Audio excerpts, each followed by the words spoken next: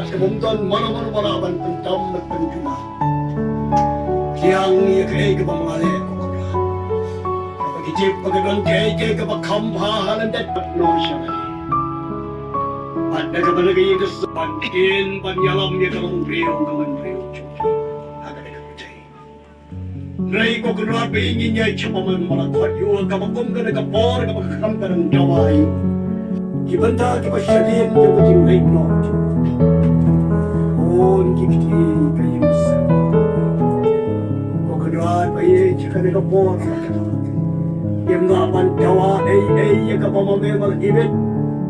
Ya kapalle, pan penjab, ya kapamame, balak pentek, ya kasli, ya kapo.